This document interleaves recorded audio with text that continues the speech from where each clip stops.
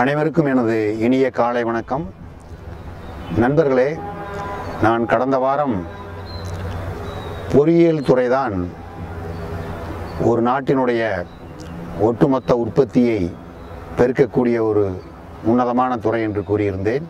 ஆனால் இன்று அந்த பொறியியல் துறையை பற்றி விமர்சிக்காதவர்களே கிடையாது. பொறியியல் கல்லூரிகளிலே தரமான கல்வி வழங்கப்படுவதில்லை என்று கூறுகின்றார்கள். பொறியியல் கல்லூரியிலிருந்து வெளிவரக்கூடிய மாணவர்களில் ஒரு 5-10% மாணவர்கள்தான் வேலைக்கு தகுதி உள்ளவராக இருக்கிறார் என்று கூறுகின்றார்கள். அதிகப்படியான கட்டணங்கள் வசூலிக்கின்றார்கள் என்று கூறுகின்றார்கள். இப்படி பல்வேறு விதமான விமர்சனங்கள் இருந்தாலும் கூட இந்த விமர்சனங்களுக்கெல்லாம் நிச்சயமாக நான் பதில் என்ற அளவிலே இல்லாமல் ஒரு நியாயமான கருத்துக்களை பகிர்ந்து கொள்ளலாம் என்று இருக்கின்றேன். அதற்கு முன்பாக உயர்கல்வி என்பது நமது நாட்டிலும் குறிப்பாக தமிழ்நாட்டிலும் எந்த அளவுக்கு வளர்ந்துள்ளது என்பதை பற்றி எனது கருத்துக்களை உங்களோடு கூற விரும்புகின்றேன்.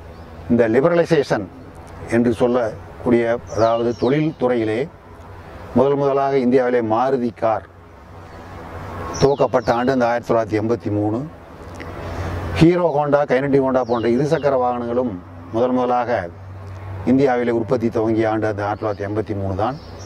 அதுபோல் தமிழகத்திலே முதலாக சுயநிதி பொறியியல் கல்லூரிகள் ஆரம்பிக்கப்பட்ட ஆண்டும் 1983 தான். அந்த அளவிலே பார்க்கின்ற பொழுது அந்த ஆண்டு நமது தமிழகத்திலே ஒட்டுமொத்த இந்தியாவை எடுத்துக்கொண்டால் கூட உயர்கல்வி படிப்பவர்களுடைய எண்ணிக்கை, அதாவது GER என்று கூறுவார்கள், கிராஸ் என்ரோல்மெண்ட் ரேஷியோ.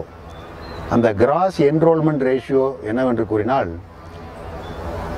ஒரு நாட்டிலே இருக்கக்கூடிய ஒட்டுமொத்த மக்கள் தொகையிலே 18 வயது முதல் 23 வயது வரை உள்ளவர்களில், அது ஆண் பெண் இருபாலரும் சேர்ந்து ஒட்டுமொத்தமாக எவ்வளவு பேர் இருக்கின்றார்களோ அவர்களில் எத்தனை சதவீதம் பேர் உயர்கல்வி படிக்கின்றார்கள், கல்லூரியில் படிக்கின்றார்கள் என்பதுதான் இந்த GER.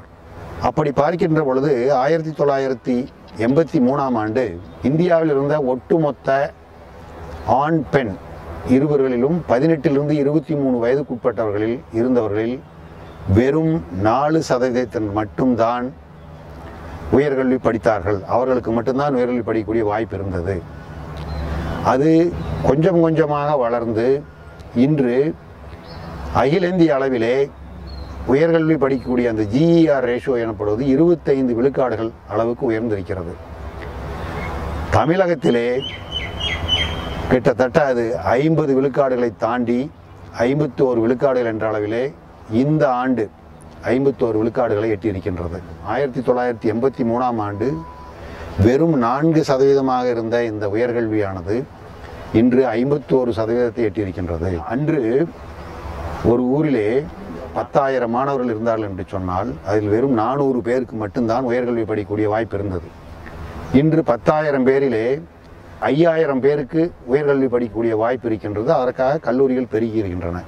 இந்த 51% என்பது உலக அளவிலே மிகவும் வளர்ந்த நாடுகளிலே கூட, America, Norway, Sweden, Finland, south Korea போன்ற நாடுகளிலே கூட 50 - 55% அளவிற்குத்தான் இந்த GER விழுக்காடுகள் இருக்கின்றன. ஆகவே நமது தமிழ்நாடானது இன்று உயர்கல்வியிலே உலக அளவிலே ஒப்பீடு செய்யக்கூடிய அளவிற்கு வளர்ந்திருக்கிறது. இந்த உயர்ந்த நிலைக்கு மிகவும் பங்களித்திருப்பவர்கள் சுயநிதி பொறியியல் கல்வியாளர்கள் மட்டுமே. ஆகவே இந்த சுயநிதி பொறியியல் கல்லூரி மற்றும் கலைக்கல்லூரியினரை நாம் மனதார பாராட்ட வேண்டும், வாழ்த்த வேண்டும்.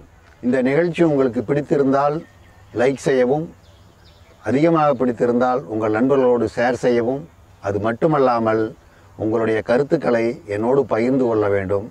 அப்பொழுதுதான் நான் மேன்மேலும் எனது கருத்துக்களை செழுமைப்படுத்த இயலும் என்று அன்போடு வேண்டி இன்றைய நிகழ்ச்சியை நிறைவு செய்கிறேன்.